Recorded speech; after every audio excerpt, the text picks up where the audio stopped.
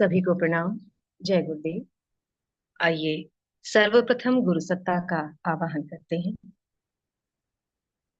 ओम गुरुर्ब्रह्मा गुरुर्विष्णु गुरुरेव महेश्वरः गुरुरेव परब्रह्म तस्मै श्री गुरवे नमः। अखण्डमण्डलाकारं व्याप्तं येन चराचरं तत्पदं दर्शितं येन तस्मै श्रीगुरवे नमः। ॐ श्रीगुरवे नमः। आवाहयामि स्थापयामि ध्यायामि ततो नमस्कारं करोमि। इस स्वाध्याय के अंतर्गत हम पढ़ रहे हैं पुस्तक प्राण घातक व्यसन, पृष्ठ संख्या 18। गंदा साहित्य नीति धर्म का शत्रु है। यह पशुत्व की अभिवृद्धि करता है। समाज में इससे आध्यात्मिकता का लेश भी न रहने पाएगा। आवश्यकता इस बात की है कि जनता को इस गंदे साहित्य की दुष्टताओं, रोमांस की गंदी करतूतों, मानसिक व्यभिचार की त्रुटियों के प्रति सावधान कर दिया जाए। विचार एक प्रचंड शक्ति है। मन में जब कोई गंदा अनर्थकारी विचार प्रविष्ट हो जाता है तो वासना उद्दीप्त हो जाती है। मन गंदगी, अश्लीलता, वासना की ओर नियंत्रण कम होते ही दौड़ जाता है। जो व्यक्ति एक बार कोई प्रेम संबंधित फिल्म, उत्तेजक दृश्य या नग्न चित्र को देख लेता है, उसकी स्मृति पर उसका एक छोटा सा स्मृति चित्र अंकित हो जाता है। यह गुप्त मन में बना रहता है और रात्रि में स्वप्नों के रूप में स्मृति पटल पर आकर व्यक्ति को बड़ा परेशान और उद्विग्न करता है। बढ़ती हुई वासना अदृश्य इच्छाओं, विषयी वायुमंडल की सृष्टि करता है। ऐसे माता पिता के संसर्ग अथवा इस तरह के वातावरण में विकसित होने वाले बच्चे शीघ्र ही विषयी हो जाते हैं। माता पिता, शिक्षक इत्यादि का पुनीत कर्तव्य है कि वे अपने बच्चे को स्वस्थ, सात्विक, आध्यात्मिक शक्ति, बल, पौरुष, सद्गुणों को विकसित करने वाला साहित्य पढ़ने के लिए दें। ये ध्यान रखें कि लुक छिप कर बच्चे बाजार में बिकने वाली सस्ती गंदे किस्से कहानियों की पुस्तकें न खरीदें। फिल्मों से संबंधित गंदी पत्र पत्रिकाएं, फिल्मी अभिनेत्रियों के अर्धनग्न चित्र न लिए फिरें। सिनेमा के गंदे गाने न गाते फिरें। यदि आप स्वयं युवक हैं तो मन पर कड़ा नियंत्रण रखें, अन्यथा पतन की कोई मर्यादा नहीं है। वासना की ओर लुब्ध नेत्रों से देखने वाला किसी न किसी दिन व्यभिचारी बनेगा और मान प्रतिष्ठा का क्षय होगा। अपने आप को ऐसी पुस्तकों के वातावरण में रखिए जिससे आपकी सर्वोच्च शक्तियों के विकास में सहायता प्राप्त हो। श्रम संकल्प दृढ़ हो, व्यायाम, दीर्घायु, पौरुष, कीर्ति, भजन, पूजन, आध्यात्मिक या सांसारिक उन्नति होती रहे। खाली मन शैतान की दुकान है। मन को कोई ऐसा विषय चाहिए जिस पर वह चिंतन, मनन, विचार इत्यादि शक्तियां एकाग्र कर सके। उसे चिंतन के लिए आपको कोई ना कोई श्रेष्ठ या निंद्य विषय देना होगा। उत्तम यह है कि आप उसे विचारने के लिए शुभ, सात्विक, उच्च कोटि के विषय दें। उत्तम बातें सोचें। देश में फैले हुए नाना विषयों को सोचें तथा उन पर निज सम्मति प्रकट करें। गंदे साहित्य से बचने का श्रेष्ठ उपाय उच्च कोटि के साहित्य में संलग्न रहना है।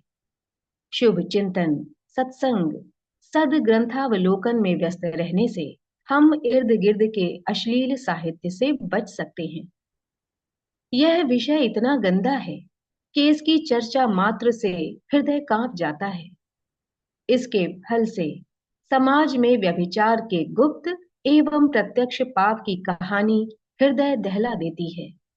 इसके फल से समाज में व्यभिचार के गुप्त एवं प्रत्यक्ष पाप की कहानी हृदय दहला देने वाली है। व्यभिचार के साधन आज जितने सस्ते हैं, पहले कभी नहीं रहे। बड़े बड़े शहरों में व्यभिचार के अड्डे पनप रहे हैं, जहां देश के नवयुवक यौवन, तेज, स्वास्थ्य और पौरुष को नष्ट कर रहे हैं। समाज में ऐसे व्यक्तियों की कमी नहीं है जो व्यभिचार को प्रोत्साहन देते हैं या स्वयं एजेंट का नित्य कार्य करते रहते हैं।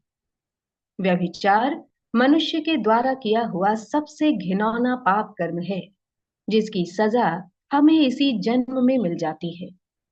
दुराचार से होने वाले रोगों की संख्या अधिक है। वीर्यपात से गर्मी, सूजाक तथा मूत्र नालिका संबंधी अनेक घृणित रोग उत्पन्न होते हैं, जिनकी पीड़ा नरक तुल्य है। इनके अतिरिक्त वेश्यागमन से शरीर अशक्त होकर उसमें सिर दर्द, बदहजमी, रीढ़ की बीमारी, मिर्गी, कमजोर आंखें, हृदय की धड़कन का बढ़ जाना, पसलियों का दर्द, बहुमूत्र, पक्षाघात, वीर्यपात, शीघ्र पतन, प्रमेह, नपुंसकता, क्षय, पागलपन इत्यादि महाभयंकर व्याधियां उत्पन्न होती हैं। जीवनी शक्ति क्रमशः क्षय होती रहती है। व्यभिचारी का समाज में सर्वत्र तिरस्कार होता है। उसका उच्च व्यक्तियों में जाना निकलना आदि बंद हो जाता है। इस प्रकार के जघन्य आचरण के क्या कारण है? उत्तर में कहा जा सकता है कि सदोष विवाह पद्धति हमारी सदोष विवाह पद्धति स्त्रियों का वास्तविक गौरव न जानना, पौरुष की मिथ्या कल्पना, पर्दा, गरीबी, अंध धार्मिकता, हमारी जड़वादिता, संकुचितता, कामोत्तेजना तथा अनिष्टकर वातावरण व्यभिचार की वृद्धि में सहायक हो रहा है। पुनः पढ़ेंगे। उत्तर में कहा जा सकता है कि हमारी सदोष विवाह पद्धति स्त्रियों का वास्तविक गौरव न जानना, पौरुष की मिथ्या कल्पना, पर्दा, गरीबी, अंध धार्मिकता, हमारी जड़वादिता, संकुचितता, कामोत्तेजना तथा अनिष्टकर वातावरण व्यभिचार की वृद्धि में सहायक हो रहा है। मंदिर के नाम पर मठ मंदिरों में भली भांति स्त्रियों पर पापाचार किया जाता है। जो लोग विवाहित हैं, वे पत्नी से अति सहवास में लिप्त होकर कामुक और भ्रष्ट बनकर निस्तेज, वीर्यहीन बन रहे हैं। व्यभिचारी पुरुष का दाम्पत्य जीवन कपट, धूर्तता, मायाचार और छल से परिपूर्ण होता है। वह अवसर पड़ने पर अपनी पत्नी तक को धोखा देता है।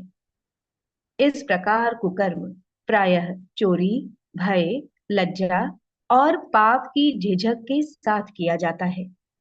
बाहर के स्त्री पुरुषों से यौन संबंध स्थापित करने के पाप प्रपंच उसके मन में उठा करते हैं।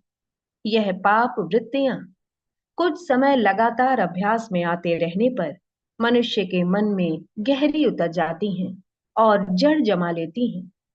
फिर उसके स्वभाव में यौवन संबंधी बातों में दिलचस्पी, गंदे शब्दों का प्रयोग, बात बात में गाली देना, गुह्य अंगों का पुनः पुनः स्पर्श, पराई स्त्रियों को वासनात्मक कुदृष्टि से देखना, मन में गंदे विचारों व पापमयी कल्पनाओं के कारण खींचतान, अस्थिरता, आकर्षण विकर्षण निरंतर चला करते हैं।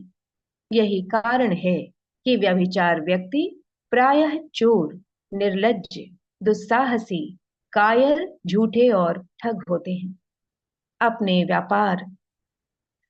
व्यापार तथा व्यवहार में अपनी इन कुप्रवृत्तियों का परिचय देते रहते हैं।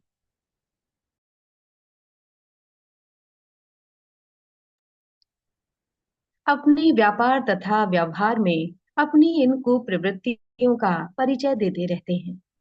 लोगों के मन में उनके लिए विश्वास, प्रतिष्ठा, आदर की भावना नहीं रहती, सच्चा सहयोग नहीं मिलता और फलस्वरूप जीवन विकास के महत्वपूर्ण मार्ग अवरुद्ध हो जाते हैं। व्यभिचार की पापपूर्ण वृत्तियों के मन में जम जाने से अंतःकरण कलुषित हो जाता है। मनुष्य की प्रतिष्ठा एवं विश्वसनीयता स्वयं अपनी ही नजरों में कम हो जाती है तथा प्रत्येक क्षेत्र में सच्ची मैत्री या सहयोग भावना का अभाव मिलता है। ये सब बातें नरक की दारुण यातना के समान कष्टकर हैं। व्यभिचारी को निज कुकर्म का दुष्परिणाम इसी जीवन में उपर्युक्त प्रकारों से नित्य ही भुगतना पड़ता है।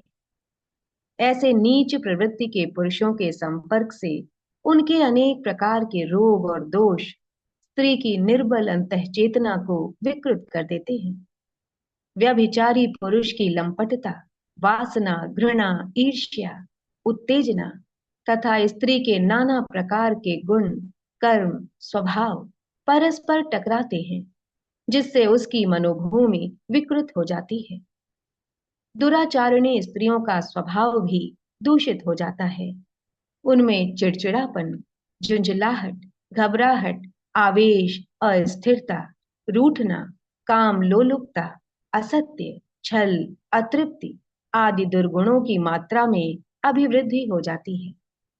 उनके शरीर में सिर दर्द, कब्ज, पीठ में दर्द, खुश्की, प्यास, अनिद्रा, थकावट, दुस्वप्न, दुर्गंधि आदि विकार बढ़ने लगते हैं। वेश्यावृत्ति करने वाली स्त्रियों का सानिध्य अनिष्टकर होता है। पाठकों, व्यभिचार की ओर आकर्षित मत होना। ये जितना ही लुभावना है, उतना ही दुखदाई है। अग्नि की तरह यह सुनहरा सुनहरा चमकता है, पर जरा सी भूल से यह विनाश करने वाला है। तनिक सा इसकी लपेट में आने पर यह विनाश करने वाला है। इस सर्वनाश के मार्ग पर मत चलना, क्योंकि इसकी ओर जिसने भी कदम बढ़ाया है उसे भारी रोग, क्षति और विपत्ति का सामना करते हुए हाथ मल मल कर पछताना पड़ा है।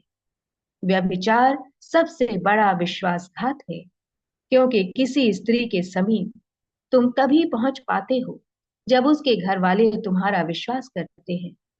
ऐसा कौन है जो किसी अपरिचित के गृह में निधड़क पदार्पण कर सके और उससे मनचाही बातचीत करे?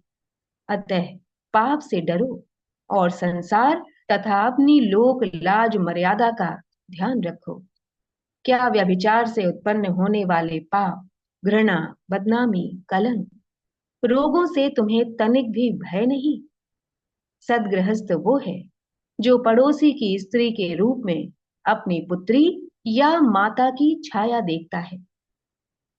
वीर वह है जो पराई स्त्री को पाप की दृष्टि से नहीं देखता। स्वर्ग के वैभव का अधिकारी वह है जो स्त्रियों को माता, बहन और पुत्री समझता हुआ उनके चरणों में प्रणाम करता है।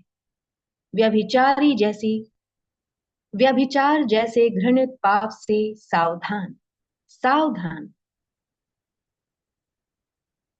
अभक्ष पदार्थों का सेवन। मांस विष तो नहीं है, किंतु इससे भी अनेक दोष उत्पन्न होते हैं जो शरीर और स्वास्थ्य के लिए घातक हैं।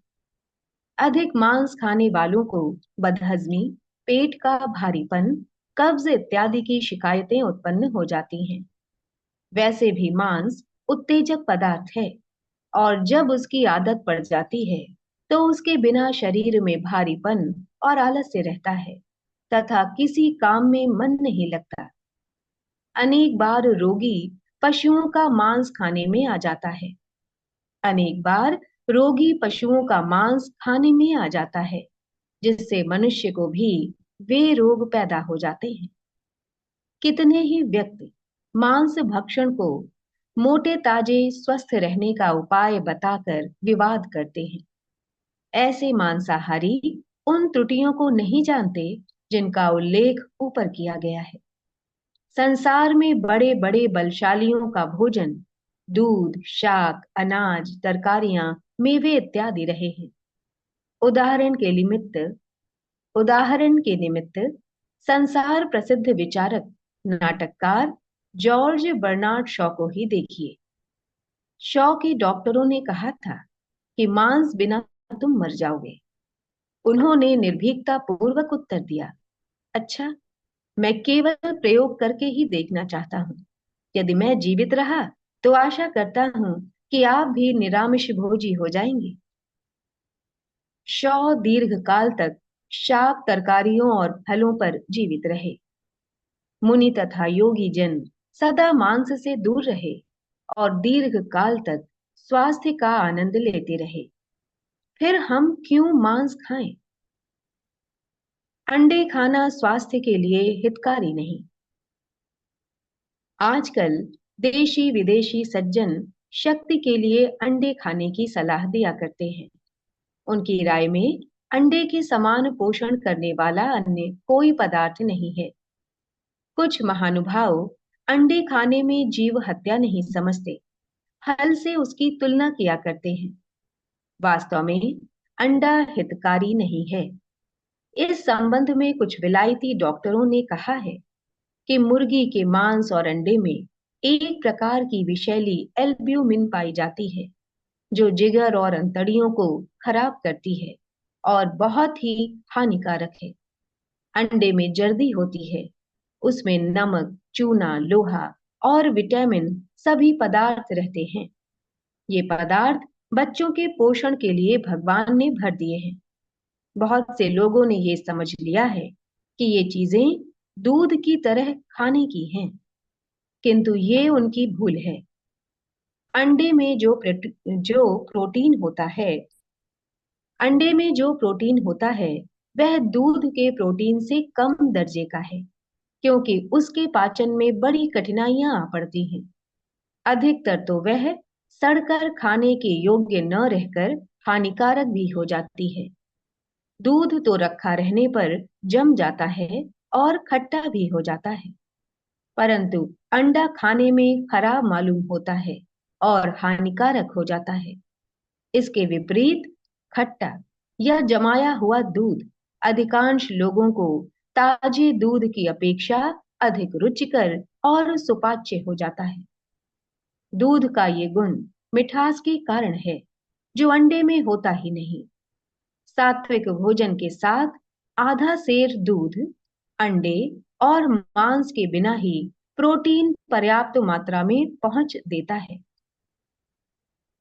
सात्विक भोजन के साथ आधा सेर दूध, अंडे और मांस के बिना ही प्रोटीन पर्याप्त मात्रा में पहुंच जाता है।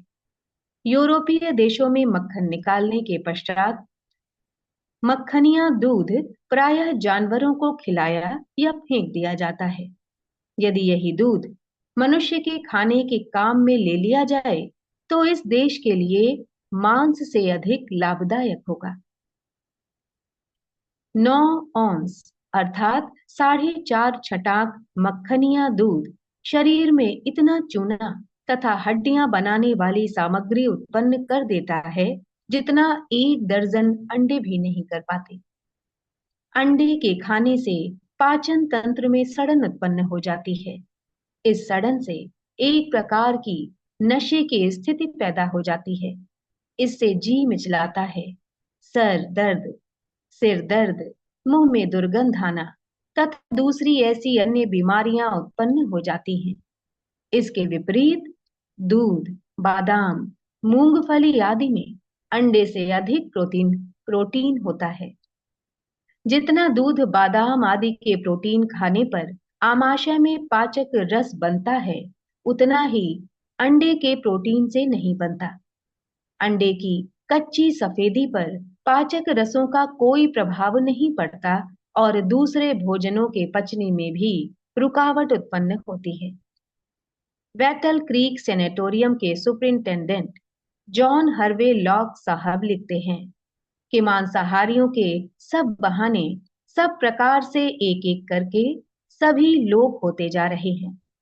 यथार्थ में वर्तमान समय में उनका किसी प्रकार का कोई भी बहाना किसी भी दशा में स्वीकार करने योग्य नहीं है, जबकि अच्छे, पौष्टिक और सात्विक पदार्थ खाने को मिल रहे हैं। भोजन स्वाद के लिए या पेट भरने के लिए नहीं है, वरन उसका उद्देश्य शरीर को ऐसे पोषक पदार्थ देना है जो निरोगता, स्फूर्ति एवं दीर्घ जीवन प्रदान करते हुए मन बुद्धि को भी स्वस्थ दिशा में विकसित करे। हर पदार्थ में स्थूल गुणों के साथ साथ एक सूक्ष्म गुण भी होता है। खाद्य पदार्थ के जो स्थूल गुण हैं, उनका भला बुरा प्रभाव शरीर पर पड़ेगा और उसके जो सूक्ष्म गुण होंगे, उनका प्रभाव मन बुद्धि पर पड़ेगा। इसी को प्रभाव को ध्यान में रखकर ऋषियों ने भक्ष अभक्ष का निर्णय किया था। नशे मन और बुद्धि का नाश करने वाले हैं। शरीर पर उनका कोई छोटा मोटा लाभ भी होता हो, तो भी उनके द्वारा मानसिक हानि अत्यधिक होने के कारण उन्हें त्याज्य ठहराया गया है। कहा जाता है कि तंबाकू भोजन पचाती है, पुनः पढ़ेंगे। तंबाकू भोजन पचाती है, फुर्ती लाती है। शराब थकान मिटाती है, अफीम स्तंभन करती है, भांग मस्ती लाती है।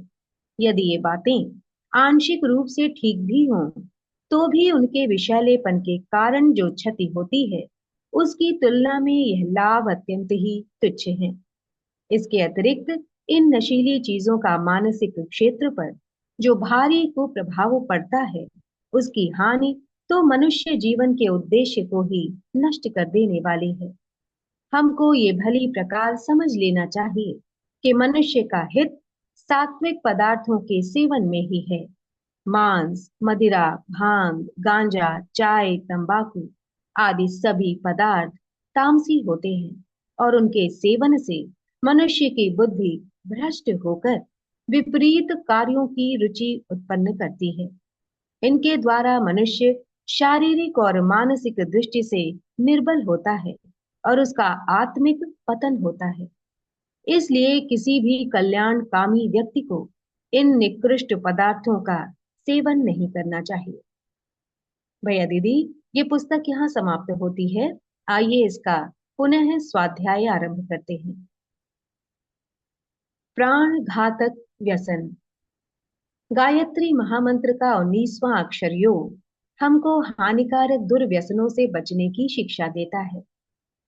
योजनम व्यसनेभ्यः स्यात् तानि पुंसस्तु शत्रवः मिलित्वैतानि सर्वाणि समये घ्नन्ति मानवम्। अर्थात व्यसनों से कोसों दूर रहे, क्योंकि वे प्राणघातक शत्रु हैं। व्यसन मनुष्य के वास्तविक प्राणघातक शत्रु हैं। इनमें मादक पदार्थ प्रधान हैं। तंबाकू, चाय, गांजा, चरस, भांग, अफीम, शराब आदि नशीली चीजें एक से एक बढ़कर हानिकारक हैं। जैसे थके हुए घोड़े को चाबुक मारकर दौड़ाते हैं, परंतु अंत में उससे घोड़े की बची खुची शक्ति भी नष्ट हो जाती है, उसी प्रकार नशा पीने से आरंभ में तो कुछ फुर्ती सी दिखलाई पड़ती है, परंतु परिणाम स्वरूप उससे रही सही शक्ति भी जाती रहती है। मादक द्रव्य सेवन करने वाला व्यक्ति दिन दिन क्षीण होते होते अकाल मृत्यु के मुख में चला जाता है। व्यसन मित्र के रूप में हमारे शरीर में घुसते हैं और शत्रु बनकर उसे मार डालते हैं। नशीले पदार्थों के अतिरिक्त और भी ऐसी आदतें हैं जो शरीर और मन को हानि पहुंचाती हैं, पर आकर्षण और आदत के कारण मनुष्य उनका गुलाम बन जाता है।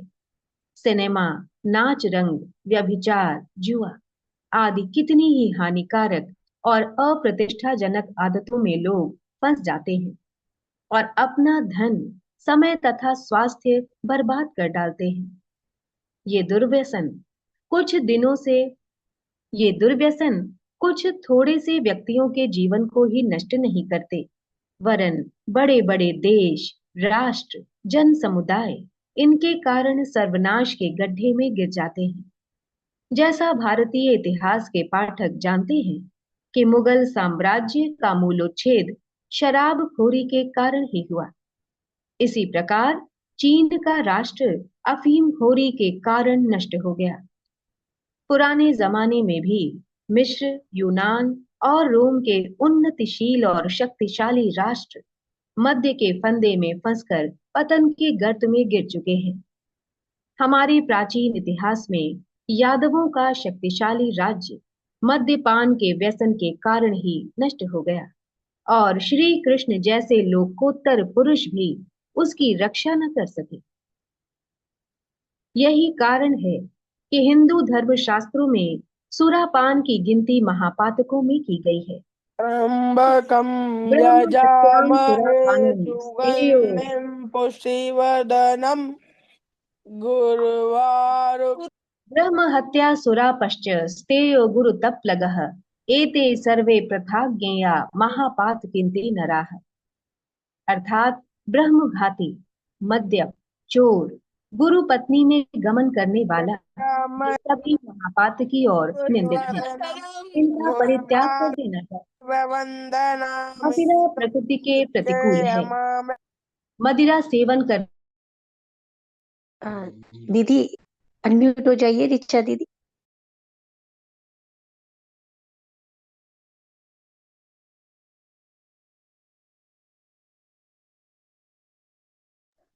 रिचा दीदी आप म्यूट हो गए हैं, अनम्यूट हो जाइए।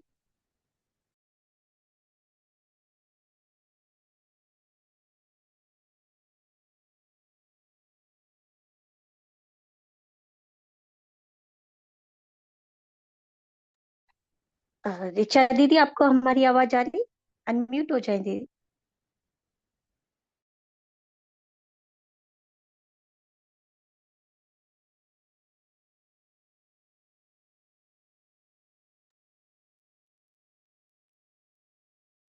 मदिरा पीना प्रकृति के प्रतिकूल है।